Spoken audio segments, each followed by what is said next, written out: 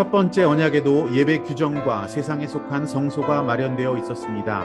한 장막을 지었는데 곧 첫째 칸에 해당하는 장막입니다. 그 안에는 촛대와 상이 있고 빵을 차려 놓았으니 이곳을 성소라고 하였습니다. 그리고 둘째 휘장 뒤에는 지성소라고 하는 장막이 있었습니다.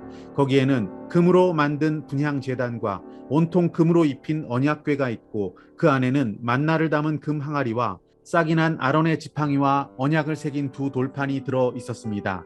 그리고 그 언약궤 위에는 영광에 빛나는 그룹들이 있어서 속죄판을 그 날개로 내리덮고 있었습니다. 지금은 이것들을 자세히 말할 때가 아닙니다. 이것들이 이렇게 마련되어 있어서 첫째 칸 장막에는 제사장들이 언제나 들어가서 제사의식을 집행합니다. 그러나 둘째 칸 장막에는 대제사장만 1년에 한 번만 들어가는데 그때에는 반드시 자기 자신을 위하여 또 백성이 모르고 지은 죄를 사하기 위하여 바칠 피를 가지고 들어갑니다. 이것은 첫째 칸 장막이 서 있는 동안에는 아직 지성소로 들어가는 길이 드러나지 않았음을 성령께서 보여주시는 것입니다. 이 장막은 현 시대를 상징합니다. 그 장막 제의를 따라 예물과 제사를 드리지만 그것이 의식 집례자의 양심을 완전하게 해주지는 못합니다. 이런 것은 다만 먹는 것과 마시는 것과 여러 가지 씻는 예식과 관련된 것이고 개혁의 때까지 육체를 위하여 부과된 규칙들입니다. 할렐루야, 아름다운 새날입니다. 오늘 본문은 옛 언약, 즉 율법에 속한 이 땅의 성막을 설명하고 있습니다. 성막 안에는 성소와 지성소가 있었습니다.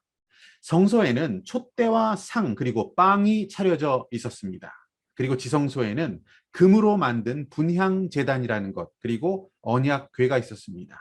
이 언약궤 안에는 만나를 담은 금 항아리가 있었고요. 또 싹이 난 아론의 지팡이도 있었습니다. 그리고 언약을 새겨놓은 두 돌판도 언약궤 안에 들어 있었습니다. 그리고 이 언약궤 위에 있는 속죄판을 그룹 천사들이 날개로 이렇게 덮고 있는 모습이 바로 지성소의 모습이었습니다.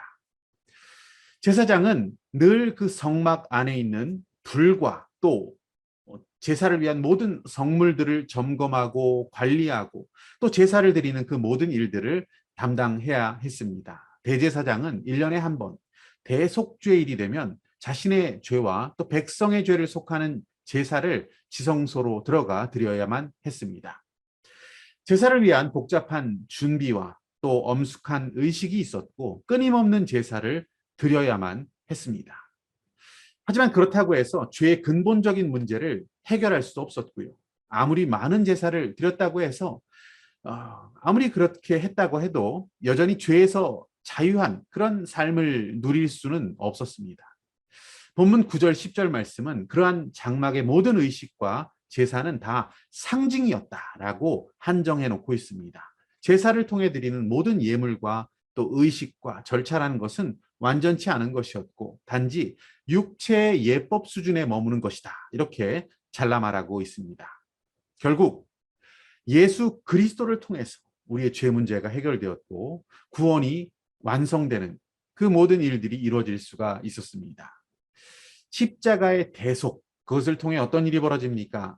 성소와 지성소를 나누고 있던 그 휘장을 가르셨습니다. 그리고 부활과 승천을 통해서 이 땅의 성소가 아니라 저 하늘의 성소를 섬기는 우리의 완전한 제사장이 되어주신 분, 그분이 바로 예수 그리스도입니다. 더 이상 이 땅에는 어떠한 성막도 또 건물 성전도 이제는 우리에게 필요치가 않게 되었습니다. 예수 그리스도를 통해서 누구든지 지성소로 하나님 앞으로 나아갈 수가 있게 되었습니다. 믿는 우리는 다 제사장이 되었습니다. 우리를 제사장 삼아 주셨기 때문에 그렇습니다. 고린도전서 3장 16절 말씀은 너희는 너희가 하나님의 성전인 것과 하나님의 성령이 너희 안에 계시는 것을 알지 못하느냐라고 말씀하십니다. 우리의 몸이 하나님의 성전이 되었다고 하십니다. 그러므로 우리의 삶은 예배가 되어야 합니다. 우리의 몸을 하나님이 기뻐하시는 거룩한 산 제사로 드리는 귀한 예배자의 삶을 살 수 있는 저와 여러분이 되시기를 원합니다. 오늘 붙드신 하나님 말씀과 믿음의 결단은 무엇입니까?